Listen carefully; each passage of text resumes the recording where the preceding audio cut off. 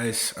As I said on our other podcast, if you are tuning into this expecting like some recap of the election and what this means, I promise we'll get to it, but I can't do it this week. I need 7 days. So if you're like me, you can't hop online, you can't listen to another of your favorite podcasts without it being some type of election recap. And I just don't have that in me this week. So we're going to stick with the original plan.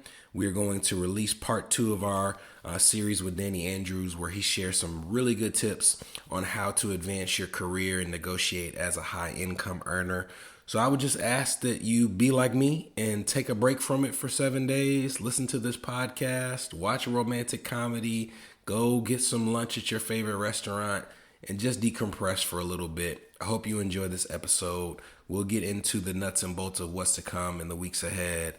But this Friday, let's just focus on something else for half an hour. See you next week. Let's get some money. From New Money, New Problems, it's the New Money, New Problems podcast, a show for successful professionals searching for the tools they need to navigate financial opportunities and obstacles they've never seen. Negotiating compensation, purchasing your first investment property, helping your family with money, the highs and lows of entrepreneurship. New money brings new problems that require new solutions. Join us as we work through them together. I'm Brenton Harrison, and this is the New Money, New Problems podcast. Hello, my name is Brenton Harrison of New Money, New Problems, and your host for the New Money, New Problems podcast. If you are looking on your screen and saying, hey, these two people look familiar, it's because we are the same two who were with you last week. I am back with Danny Andrews, and in last week's episode, we shared his money story where he went from an early career in law to being general counsel in companies in this country, international firms, and just talked about some of the things that he learned along the way. And in this episode, we want to lean into some of that advice because, as I told you, this is one of those people where when I say, trust me, this is a person whose advice you should listen to. This is a person whose advice you should listen to. So, Danny, welcome back. Hi, thanks. Thanks for having me again. I'm excited about this discussion. Absolutely. So we have all these themed episodes. We have these What's in the News segments. We have My Money Stories. And this is what we call an Ask the Expert session. Sure. So we're going to get into some of the things when we talk about job negotiations and advancing yourself. So you ready to get started? Yeah, let's do it. All right, cool. Well, the first question that I have for you is we often come across people with whom we work or just asking questions about, negotiating for different jobs or the job hunt. And I have some questions for you about how you would go about or recommend someone go about first negotiating compensation. What are some of the factors that go into that discussion for what you ask for in a job hunt? Yeah, and listen, take all of this with a grain of salt. It's worked for me,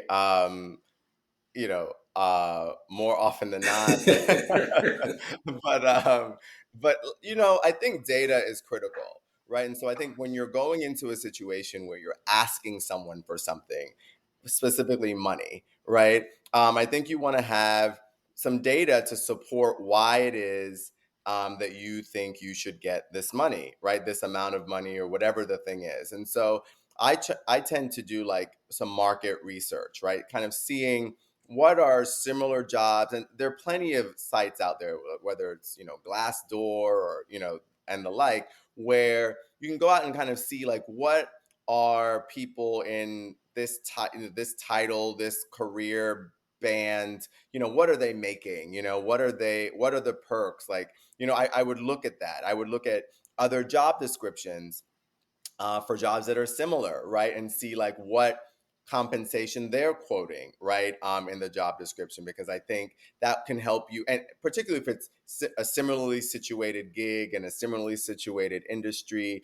I think it's good information to have, so like if your role that you're, negotiating has a band of like whatever 100 to 150, but you see a very similar job that's like 150 to 2, right? Like now in my mind, that opens up the discussion and say, well, at the very least, if the initial gig is 1 to 150, we're not starting anywhere lower than 150 in my mind. And here's why, right? And so I think it's important to be able to point to those to those data points. I think it's important to also think through non-cash compensation, right? So listen, your cash is king. I'm never going to say like don't, try to get as much money as you can. And there are times where companies are just limited, right? And you're going to somehow like, cap out. And so once you've gotten to the place where you feel like that's kind of as much as you're going to get from a cash perspective, then I would start bringing in some of your analysis around non-cash compensation. So things like equity, stocks, like flexibility, thinking through your title, right? Because and so I do like some career coaching from time to time, and one of the things I always say to my clients are like, well, what about the title? And why I think the title is important is that one, in that current role, you want a title that gives you sort of the gravitas or the like the ostensible like authority to do the job, right? So for example, if you are doing I don't know, let's call it IT work, and your current title, the proposed title is IT coordinator. Well, if there's no one else in the organization really doing IT, could you ask to be the IT manager, right? The IT, the head of IT, right? Like start thinking through like what are the other ways that we could characterize this role so that one, I've got enough sort of respect at this gig, but really always thinking in my mind to the next gig, which is if I'm trying to move to another, higher level gig, is it more impressive for me to come with a resume that says I was IT coordinator, or is it more impressive to say that I was the IT manager or the global head of IT or whatever the things are? So I think always ensure that you're thinking about the title. Then I think I would look to the job description or whatever metric you're using or they're using to evaluate you, and see like what gaps exist, like either in your skill set, right? And if it's a situation where you're already in the job or you're trying to negotiate comp, like then I think you may want to say something like, hey, well, I've done this certificate in privacy or data management, and I think that the industry rewards that. And I think it's important that, we consider this because I am doing this for the company, right? So actually having some skills that they're asking for to help justify, getting more. And I would also look at, and I said this earlier, like look at job descriptions for similar jobs just to kind of, level set. And then lastly, I would say just always counter, right? I think it is a negotiation, so, and if they really want you, they're not going to like say no on your first counter, or they're not going to rescind an offer because you counter. So I think counter, but counter responsibly. And I think the way to do that is to have the data and to have some like relevant industry trends, to support your argument. I gotta stop you there because to me, you said always counter, and I cannot express how many times we've had conversations with people who are, in their annual, and their company will tell them, here's the cost of living increase that we're giving you, here's the equity compensation, and they just accept it. And I'll tell them counter. And there is this fear that like, if I counter, they're going to fire me. So right. How do you establish that level of confidence? And is it just having the data to feel like the counter is responsible? Where does that come from? Yeah, I mean, some of it is like an art and not a science, right? And you sort of done it a few times and you kind of read the room. But I would always, in a countering situation, be clear that you think that the current offer is thoughtful, it is compelling. You can appreciate that, they have done, what they could initially with the information that they had to bring me, the most, compelling package that they could. And I'm grateful for that. Right. So I think you want to make sure that you're massaging the conversation in that way and not just like, this isn't good enough. Right. And and now this is what I want. I then also think you've got to think about um, what's in it for them, right? And so like if you are going to counter, like be thinking through like, okay, what's going to be like the ROI for them? So if I'm saying like, listen, I went and got a privacy or data management certificate, and now I can manage that for us. I see that we outsource this to a company and we pay them $100,000 a year to do this thing. I would be happy to take that on in-house for some level of a bump. I'm not suggesting the 100,000, and then have a number in your mind, right? Whether it's a 10,000 bump, a 20,000 bump, whatever that is. But I think, again, doing so responsibly and thinking about what's in it for them. And in that scenario, what's in it for them is I can do this for you cheaper and in-house so you can manage it better, and we can track things better. We could pivot more quickly, and be more responsive to the business needs if I'm managing this internally versus some sort of outsourced vendor. But those are some of the things I'd be thinking about when countering. So I just want to give you a heads up. You use the term counter responsibly. I'm 100% stealing that. So it's yours. Just quote me liberally. No, I think you've got to do it. So in life, though. Yeah. But we're only talking about business now. But in life, I think you counter responsibly. One of my favorite phrases is, "If you don't ask, the answer is no." But I love which is really a closed mouth doesn't get fed in today's jargon. Yeah. So I'm going to use that term, and it leads into something else because, and I've shared this with you. You are the person who first, in our conversations, talked about the importance of the org chart when you're considering a new position, in terms of your adamance of understanding the org chart, who reports to who, what the culture is like. Can you share why you feel it is that important to understand the org chart before you accept a position? Yeah, because it's really great question. It's really hard to, we talked earlier about like understanding the culture of the company and sort of the inner workings of the company. It's really hard to do that without actually like experiencing the company, right? And the things that people are at the company are going to say to you may or may not, be consistent with what your lived experience would be at the company. And so I find that the org chart, the organizational chart, if it's a good organizational chart and comprehensive, it's the one place where the company is saying, this is how we manage the company, right? Like, this is the organization, this is what people are doing, here's how we think about this role vis-a-vis this role. And so I think it really does give you a sense of like how the company thinks about management, and particularly management of people, right? People resources. So for example, and so then understanding like where this new role would fit in that, right? So for example, if I'm the general counsel, I'm looking for a general counsel role, and I ask for the org chart and I see that the general counsel reports into HR as opposed to reports into the CEO. That communicates to me, at least initially, that the access to the CEO, the appearance that the role is a part of the C-suite and will have a seat at the table and will have the ability to really impact change. In my mind, those are two very different paths, right? Because if I'm thinking through legal and business strategy, I want to be talking to the CEO. I want to be talking to the COO. I don't necessarily want to be reporting into or,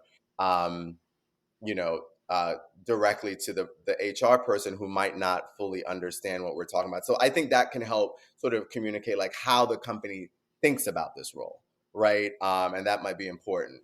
Well, let's discuss the inverse, because you said if they have a well-developed organizational chart, what would it communicate to you? Is it a non-starter, or is it a place of opportunity if they don't really have an org chart? Yeah, and I've been in both of those situations. And so not having an org chart can also be a blessing, right? Because it could mean any number of things. One is they're just disorganized, and maybe that's some data that you should assess. But there's also a world where they're fluid and they're open to suggestions, and there are fewer barriers from where you are now to where you could potentially end up at the company, because there aren't these kind of rigid rules and steps. And so I've been in situations, particularly in like startup type tech situations, where there isn't always a well thought out, fleshed out or org chart. And I think for what they do have, I think you work with that. But if they don't have it, then I think you start asking questions around like, well, who would you report into, and why, right? And because there's no org chart, then I think you've got the opportunity to, make the case as to why you believe that what is in the best interest of the company is you reporting into X versus Y, right? In this example. And then just to go back to the org chart, I think that you should ask to see it. Most times you're under some sort of NDA, right? If companies are sharing, information with you at the stage where they're just about to give you an offer. And if they haven't put you under an NDA or non-disclosure agreement, I would say I'm willing to sign, a limited NDA to be able to access this information, because this is really this is going to be a tool that I'll use to assess like whether this is the right opportunity for you and for me, to be quite honest, right? And so I think don't be afraid to ask for that. I think sometimes in like in a interview situation, or where you feel like you need the job, you're afraid to do things like counter, you're afraid to, ask for too much information. All they can say is no, right? And then I think, especially if you do it in a way that is professional and respectful, I can't imagine that turns anyone off. I will give you a story. In one of the roles that I took, they started out the process kind of like relatively, it was a good salary, but it was, lower than I was interested in, and the perks and the different things and the titles and all of that. And I really just wrote out like a term sheet and said like, essentially like, here's what you've offered. Here's what here's what I think, here's what I'd like. Here's my counter, whatever. And we went through that process for a couple of weeks. And so I ultimately took the job. And I will tell you that the CEO came to me the first week and said, he was talking about my salary and my comp and all that. He was like, you really, I'm paraphrasing now, but like, took us for a ride or whatever. Like you really like, got what you wanted from us. Like these were some tough negotiations. But he said, but if you hadn't done that, I would have been concerned as to whether you had the ability to be my lawyer, because the way in which you were negotiating for yourself lets me know that that's just how you're going to approach negotiations for us. And so, in fact, the fact that you did that allowed me to open up sort of the bands and say, no, I think this guy does deserve X or Y or Z. So I think there's a world where if you do it in a professional kind of thoughtful way, it's not looked upon in a negative way. And in fact, it's likely looked upon in a positive way because you're being strategic. Man, that's powerful. I would never thought about it from that perspective, but it's almost like if I can, put this energy towards someone else, I'll be in good shape. Yeah. This is the New Money, New Problems podcast, a show for successful professionals searching for the tools they need to navigate financial opportunities and obstacles they've never seen. We'll be right back.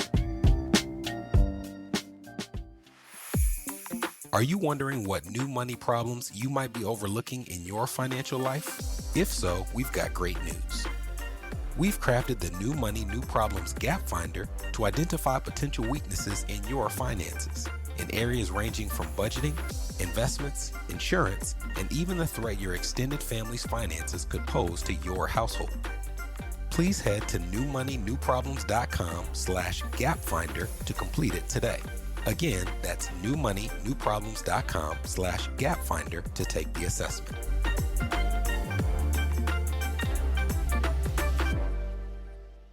You're listening to the New Money, New Problems podcast. Subscribe now at newmoneynewproblems.com. Welcome back. I wanna paint a picture of two career stages for you. I come across people who in my mind kind of fall into two camps when it comes to looking for new opportunities. There are those who are in a position or a level in their career where finding the next opportunity is really still up to them, right? There's not many people approaching them. It's not that they're not talented. It's not that they're not skilled. It's just where I am in my career. If I want a new opportunity, I still have to go look for it. I still got to go through all the rounds. And then the second camp are people where it's like, I have reached a level where people approach me, and it's more a matter of filtering out which are the best opportunities. So we're going to touch on both of those camps, but I want to start with the group who are still responsible for finding their next opportunity. What are some tools and tips that you would give for that person who is like, I want something better. Nobody's calling me asking about it. How do they go about advancing themselves? Yeah, and like, I love the question, particularly about the two groups, because I feel like at some point in my career, I've been in both of the groups, Mm-hmm. And I think that for the group that's, doing DIY in their search, I think there are a bunch of different things I would suggest. One, I think there's a networking piece, right? Again, getting out there, meeting people, getting in front of the recruiters or the HR people at these conferences, things like that. Like, really get out there and differentiate yourself from other people. There are tons of recruiting firms out there. So first of all, I would make sure that you're on LinkedIn, and that you're active on LinkedIn, and that you are, making comments on LinkedIn or posting articles or different things like that. Particularly, if you want to be seen as an expert in a particular area. Lots of business people are using LinkedIn for that reason. And I think you should be doing that more. But also, there are tons of recruiting firms out there, and on LinkedIn, you can see, like, if you go looking for a job, you can see like which recruiting firm, whether it's Major Lindsay in Africa or whatever that's the name of a pretty big recruiting firm, global recruiting firm. And sometimes what I've done is they all have their own websites, and you can sign up to be in their portal, right? And in their portal, you fill out your profile, you add your resume, and so on and so forth. And what is important about that, and what has proven to be successful, is that when they are looking for a candidate, the first place they're going to look is their portal. It's not LinkedIn. They're going to just search their portal. And so if you're not in their portal, you're not coming up. So early on, there were like 15, big recruiting firms, and I just set up accounts in each of them and put my resume in each of them, and then connected with a person, at the company. And they're usually gracious enough to give you a 15-minute kind of call if you ask for it. So I would think signing up, getting your information and your resume and stuff in those portals, networking. Also, I would think look at other JDs, and this is a theme, or job descriptions, and kind of see like the job that you want, what are the skills they're requiring, right? And do you have them? And if you do, great, and make sure your resume and your LinkedIn page and all that is really like, highlighting that. And if you don't, take some time to try to like fill those gaps, right? Because it's insanity to think you're going to, experience something new by doing the exact same thing, right? And so I would think like, what are the ways that you can make yourself a more compelling candidate? And so I think a mix of those things is what I've done, and what I would, suggest that someone who's kind of going it alone explore doing. Okay. Well, now let's go to the second camp then. You are a person who's reached a level of status in your career where you are getting approached. Mm-hmm. How do you know when something has come up that you need to pay attention to? A couple of things. I think one, it's like who brought it to, like, who was the messenger? Do you know what I mean? Was it like some, you know, email listserv where no one really they didn't know that they were sending it to me specifically? Was it like, is it some recruiter kind of cold calling going through? Is it a lower level recruiter? Is it like, I would try to think of like, where is this coming from, so that I understand whether it's at like a level that it kind of makes sense, for me to be even, considering. Because if you haven't presented it to me in a way that feels professional and compelling, it's unlikely that the job is going to be compelling enough for me, right? Like, because part of it for me is in how you're like bringing it to me, if that makes sense.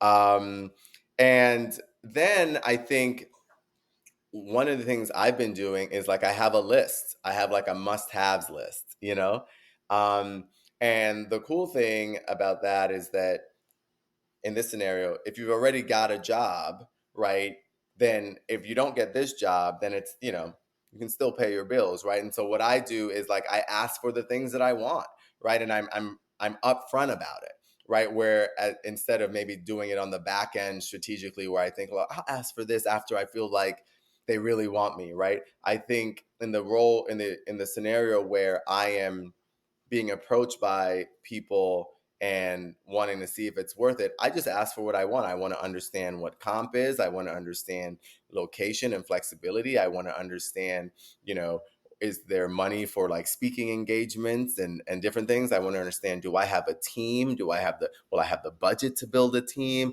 Like, and asking for all of those things, right? Because I think, why leave if you're not going to be getting some, if not all, of what you feel like you're missing in the current role? Right.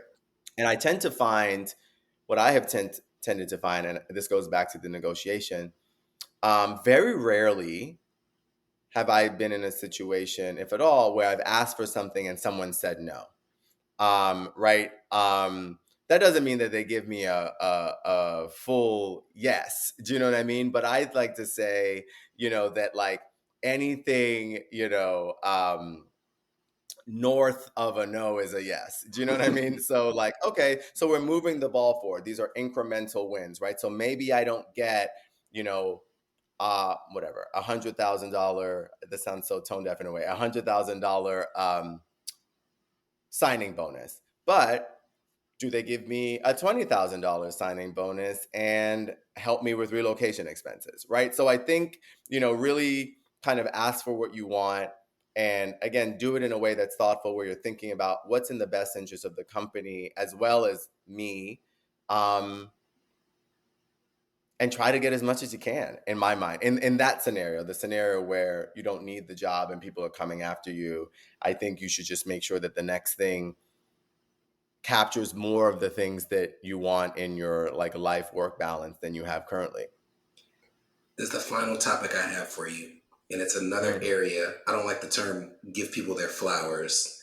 It feels overused, but giving you your credit to the fact that this is a term that you've mentioned multiple times that I just don't hear stated as frequently, and that is negotiating your exit.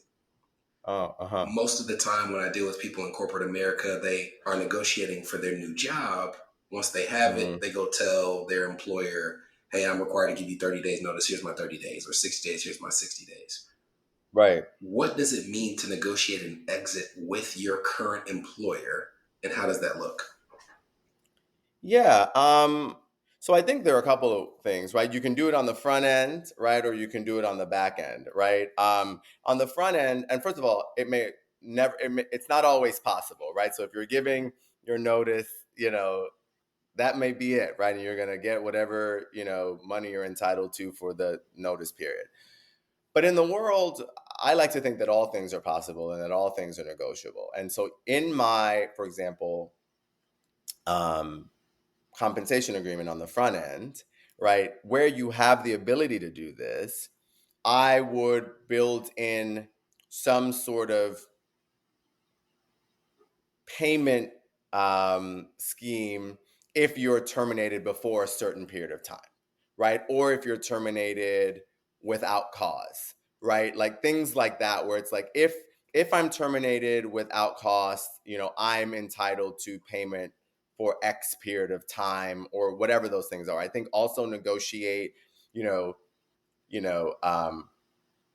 career placement assistance, a professional coach. Like you can add a lot of these things into your offer letter. I mean, into your employment agreement, such that they're already there, and so you kind of have those rights if certain conditions are met. So, for example, like I've had in the past where I say, if whether I'm terminated or leave on my own volition, I'm going to be paired with your current like professional coaching and like job searching company for 6 months. I'm going to require X or Y or Z. And again, that's not really costing the company anything because they probably already have these people on, under contract and things like that. But sort of thinking about that up front, I think is something that we don't often do. And I didn't do very early on in my career because I thought, who am I to be asking for, negotiated amounts in the event these certain things happen?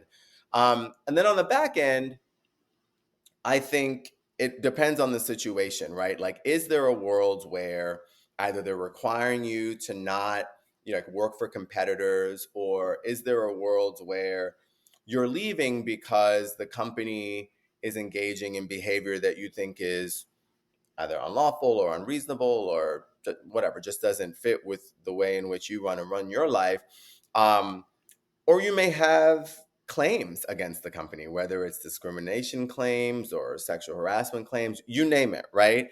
Now, I don't think we should be making up claims, right? I think these should be like legitimate things. But I think if you are going to leave the company and you feel like you're almost being forced out because it's such a hostile or uncomfortable work environment, I think that is a great opportunity to say, I'm leaving and I want to negotiate an exit package, because what they don't want you to do is to now go out and disclose whatever issues you might be having or grievances you might be having with the company or whatever those things are. And there's a cost to that, right? And I think sometimes we're like, oh my God, should I do that? And I'm just saying to you, like, I see a lot of people doing what I'm saying here, and most of them don't look like us, right? And so I'm like, companies expect this, but we're not doing it enough because we're afraid or we don't know that we can do it or whatever, whatever the things are. And so I think in that world, I think you start compiling what are the claims, or whether they want to have you sign an NDA or something that you're not obligated to sign. I would put it to them to say, I'm happy to sign this, but we will need to be talking about some sort of additional compensation, and leave it to them, in those instances to kind of come back to you, because it will let you know.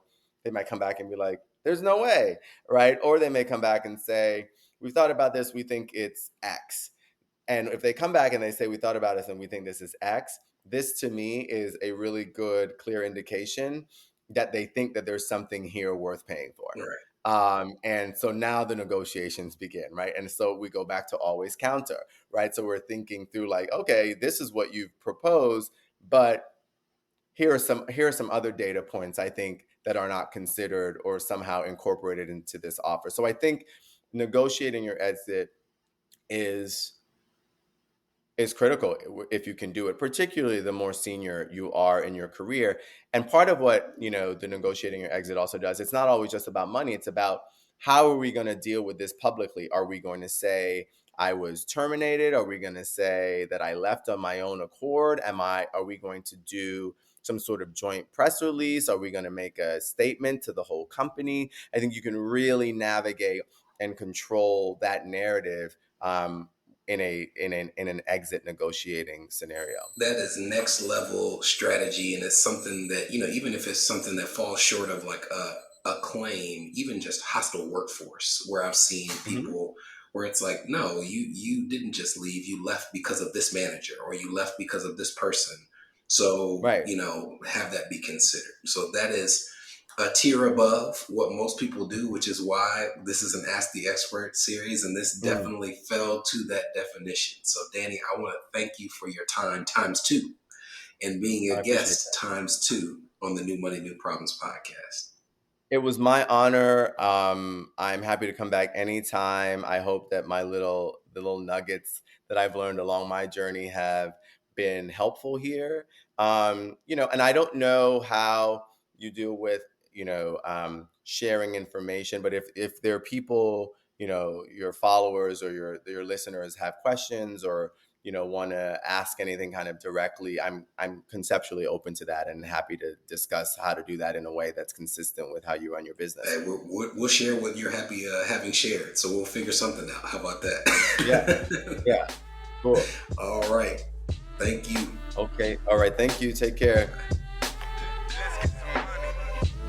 From New Money, New Problems, this was the New Money, New Problems podcast, a show for successful professionals searching for the tools they need to navigate financial opportunities and obstacles they've never seen.